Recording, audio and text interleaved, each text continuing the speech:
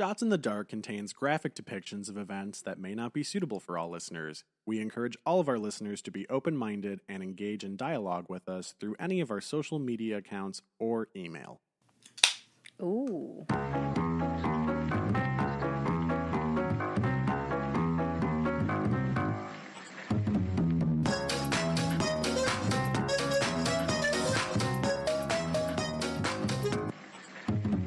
Hi, and welcome to Shots in the Dark. I'm Whitney. And I'm Ty. Do you want to take our shots? Cheers. Cheers.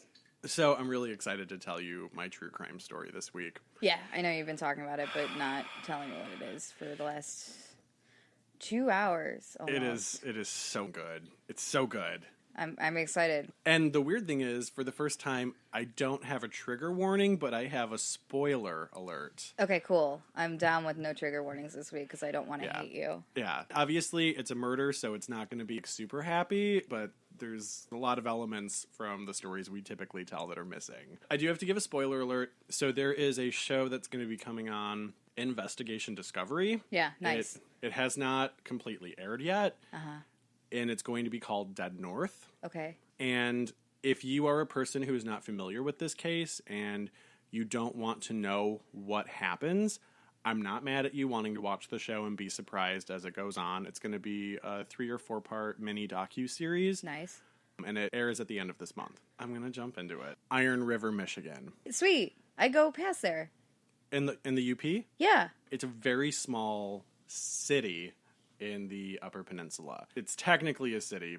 As of the 2010 census, Iron River had a population of about 3,029 residents, but it's estimated to have had only about 2,864 residents in 2016. So the populace is actually going down. Oh, yeah. The other thing about the Upper Peninsula that I'd like to point out ahead of time is that it's a great place for people to go to disappear. Yeah, there's a ton of woods. People often move out there just in an attempt to leave their troubles behind or to hide out if they don't want people to find them. Yeah, or to get mauled by bears.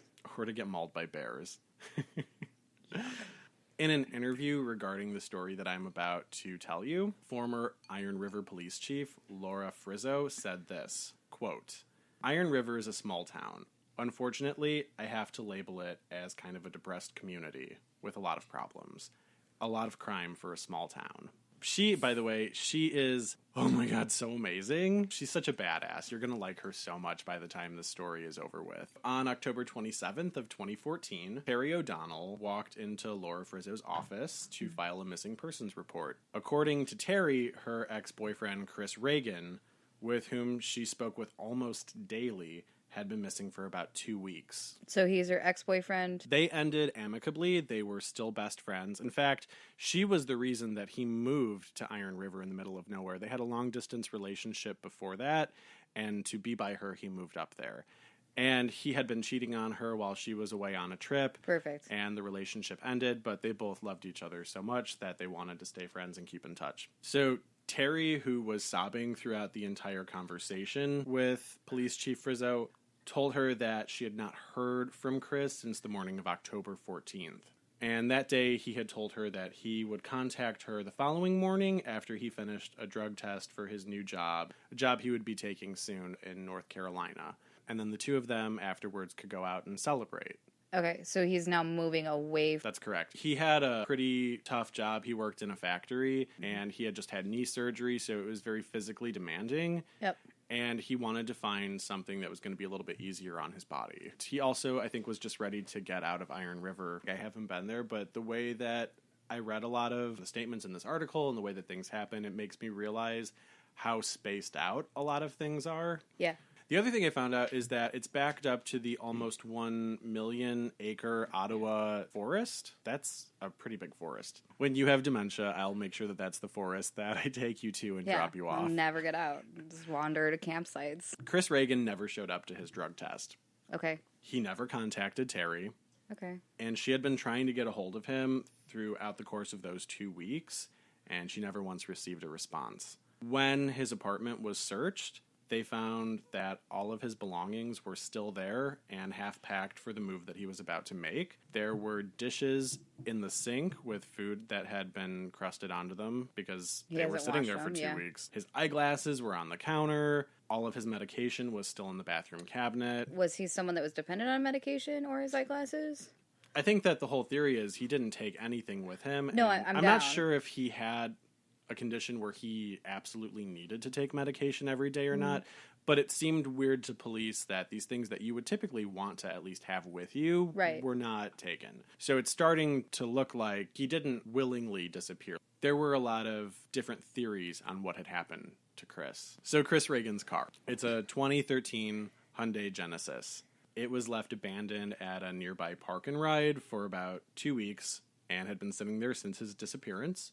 What was incredibly curious about this is that according to Terry, Chris really loved that car and he would have never left it abandoned anywhere, and he especially would have never just left it at a park and ride, even for a few hours.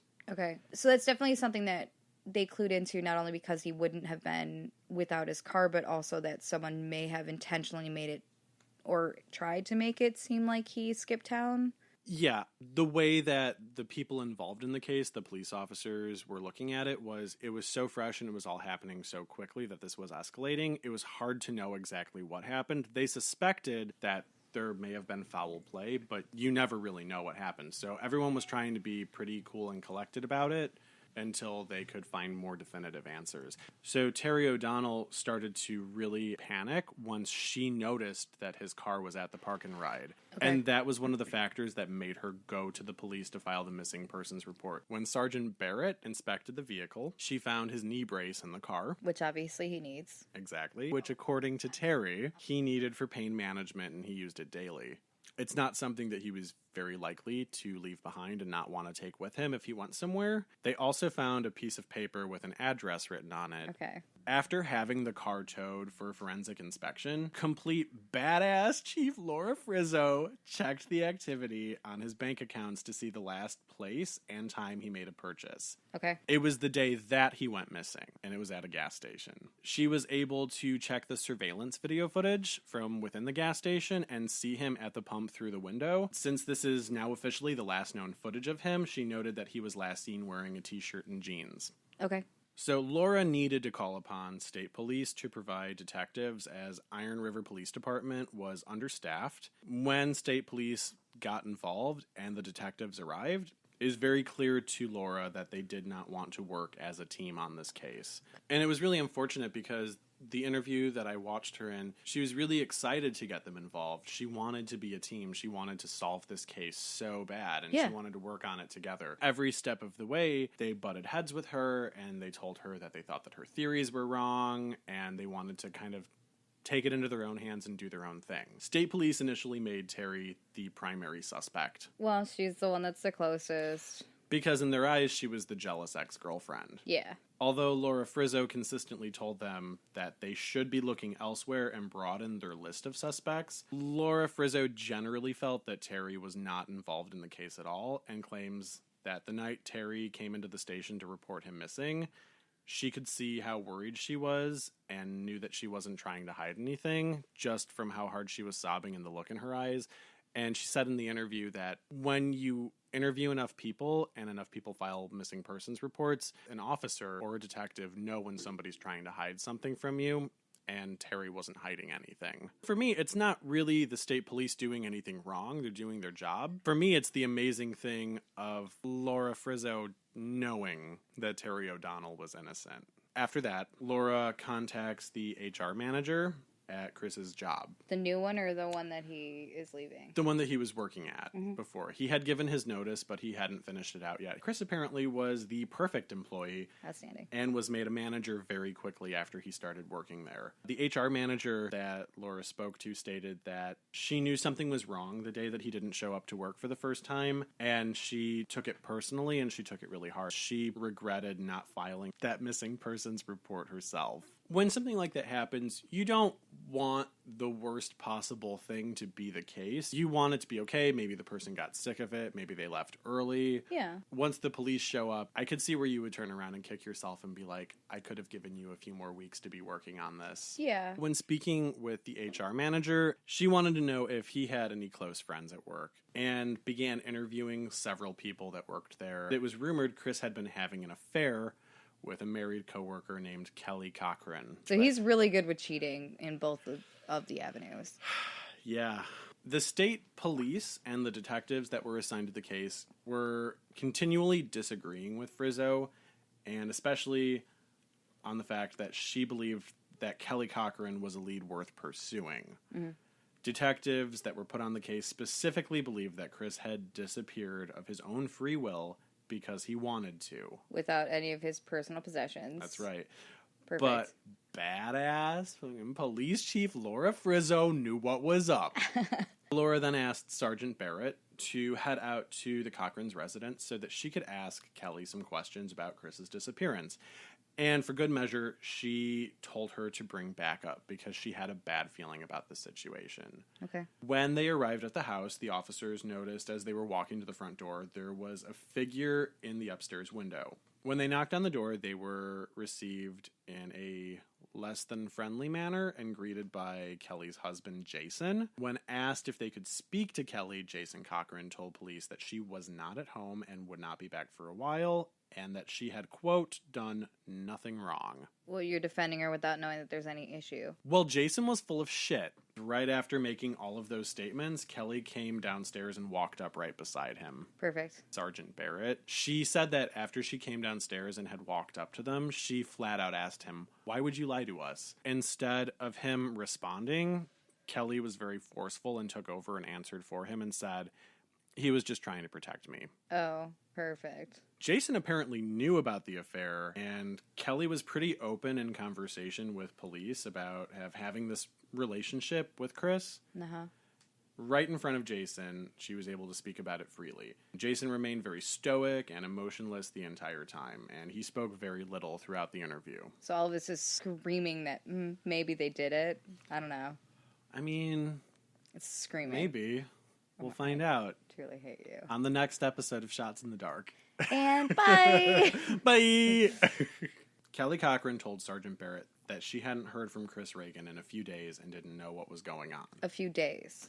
Precisely. He's been missing for a few weeks at this point, and you haven't heard from him in a few days? Right. So you're more important than his best friend. Another really ominous thing that they noticed about Kelly occurred when they asked her if it would be normal for Chris to have left his car at the park and ride. Kelly said, "No, that wouldn't be normal for him. Chris loved that car." Verbatim what the other gal had said.